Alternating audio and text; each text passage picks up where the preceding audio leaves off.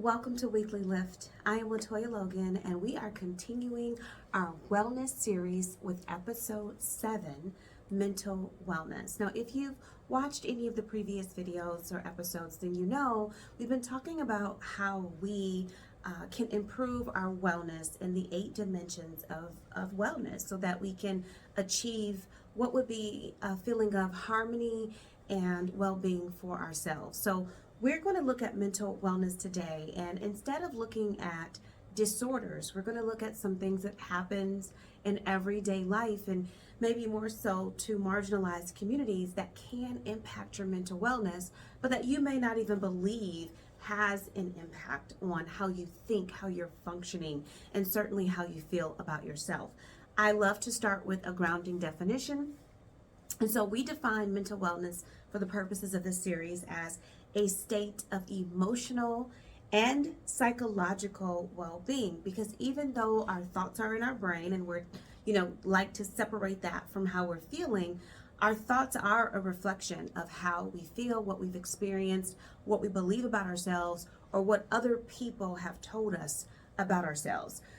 We look at emotional and psychological safety, because that's really what it's about, safety, that then creates beliefs, attitudes, perspectives that allows us, or I should say, that we utilize to filter the world to either experience safety or to identify what might be fear.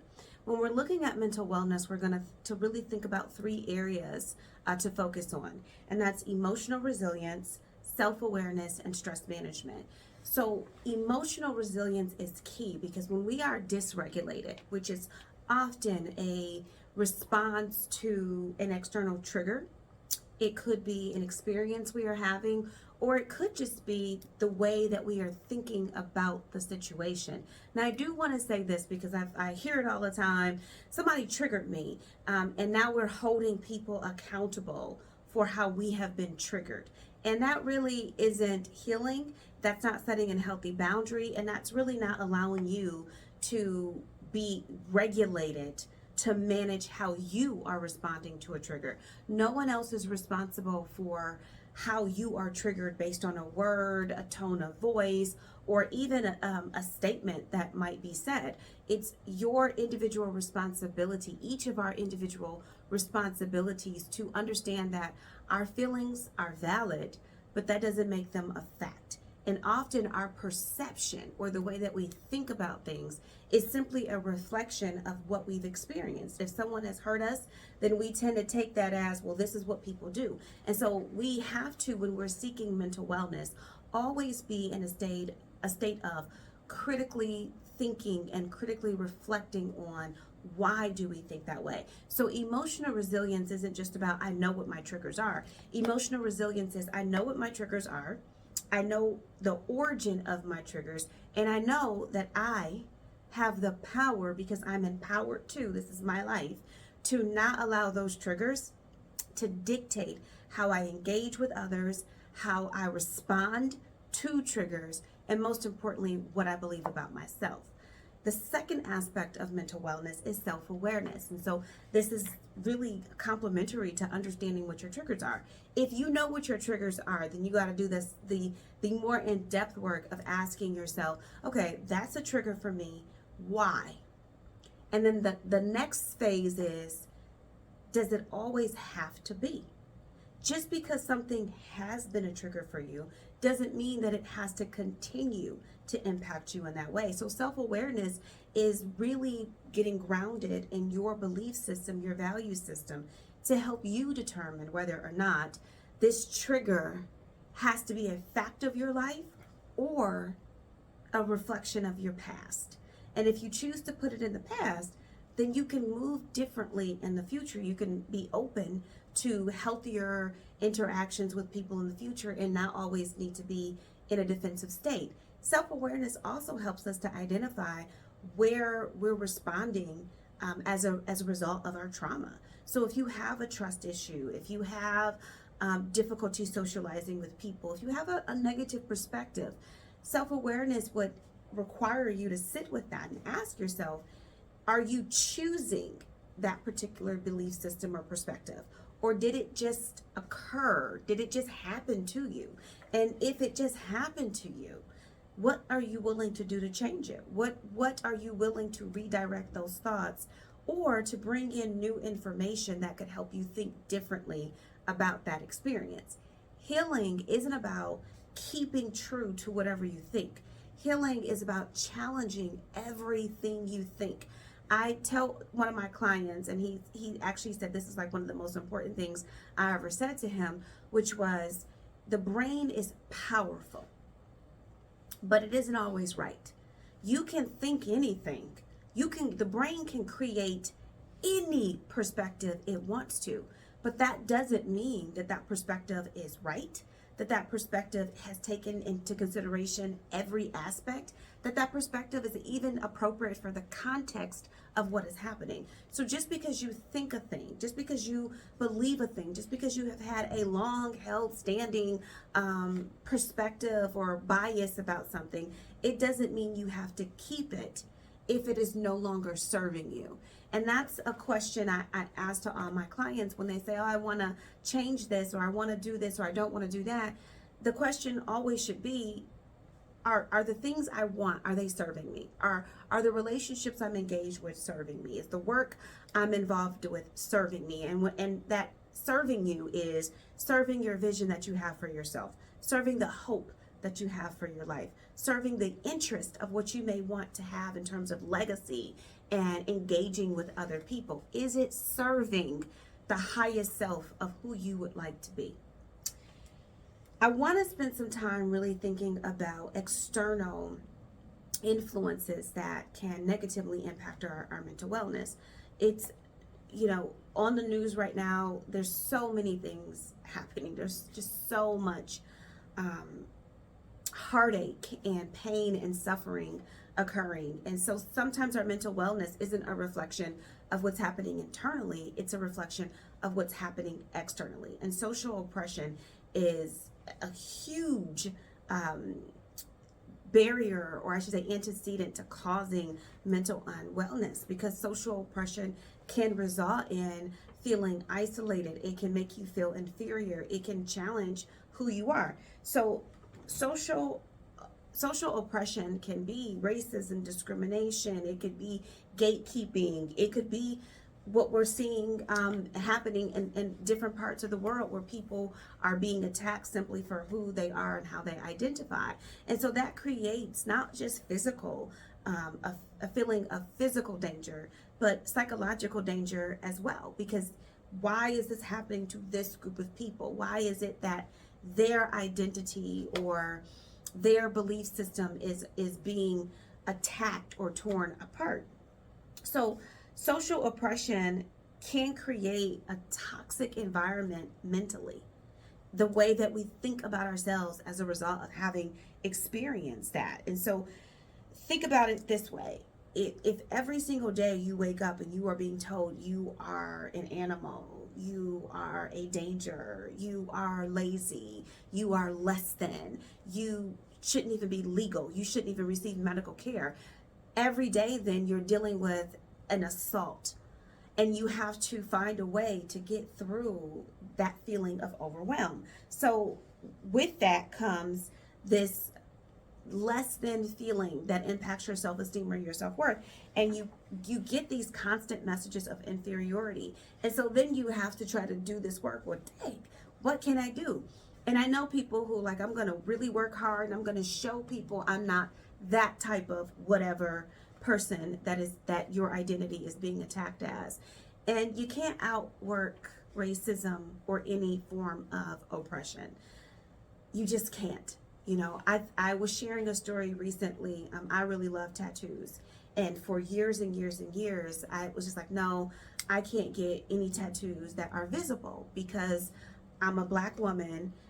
I come from inner city Detroit. I have so many barriers to overcome. I know discrimination that's going to happen just because of the body that I happen to be in. So I'm not going to do anything else that would, perpetuate stigma or result in discrimination. And then a couple years ago, I was thinking about that and I said, wow, I am trying to prevent discrimination by limiting the life I have, limiting the joy I am experiencing. And I just said, you know what? I'm going to be discriminated against no matter what. I'm going to have those experiences no matter what. But wouldn't it be better if, as I had those experiences being as authentic and true to myself as possible?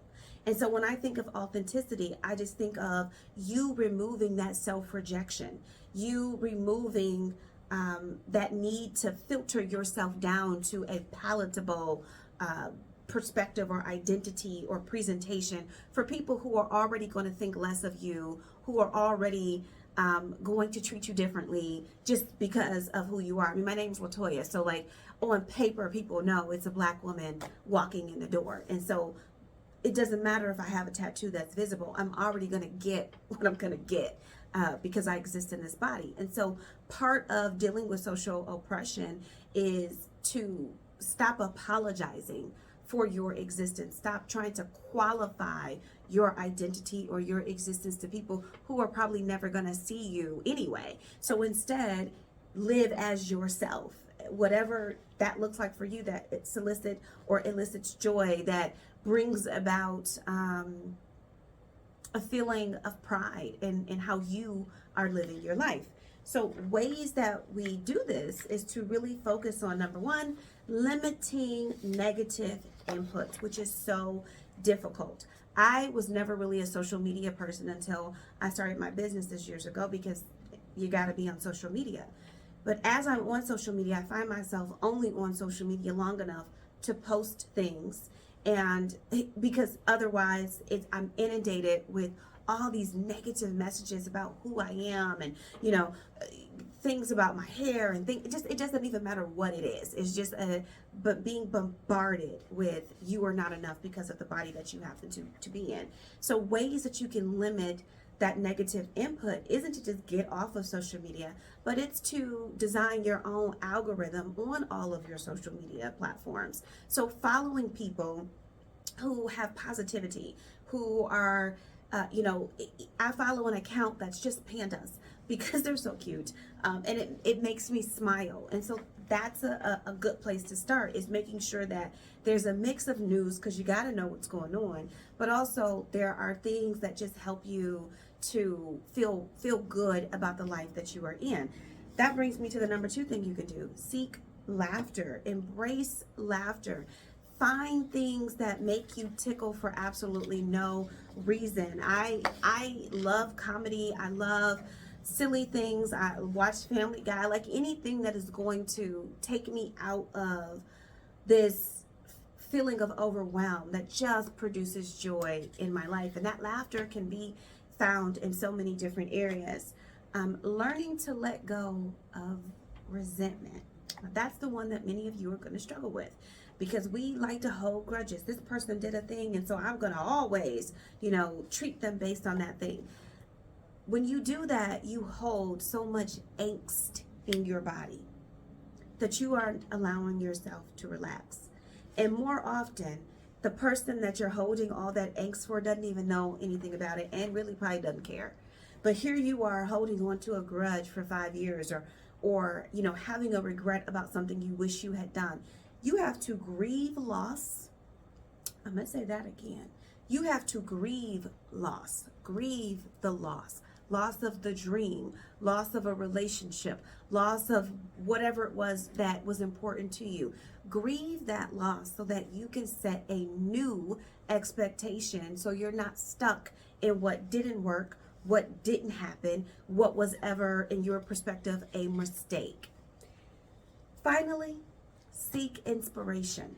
This can be in relationships, but some of us are around people who aren't always the most positive. You may not have access to individuals who are more lifted, who are more, forward thinking, more engaged in positive things. And so that's okay.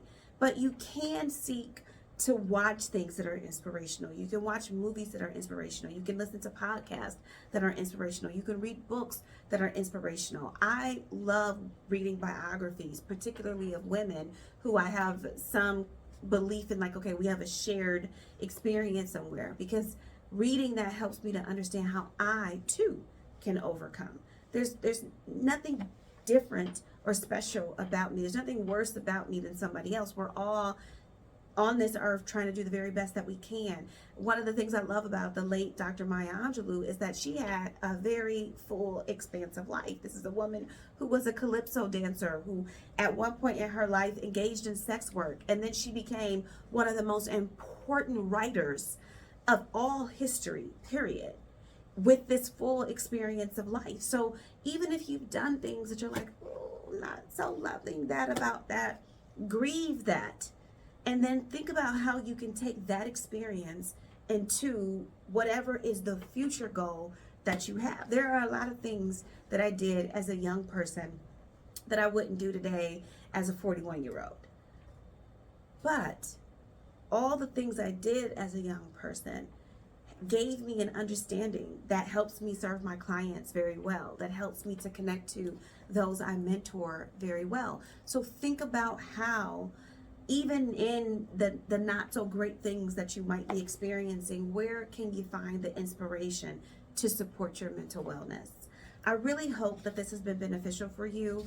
We have one more episode where we're going to focus on sexual wellness, and that is going to include healthy relationships, intimacy and trust, and of course, taking care of your sexual health by seeing a doctor.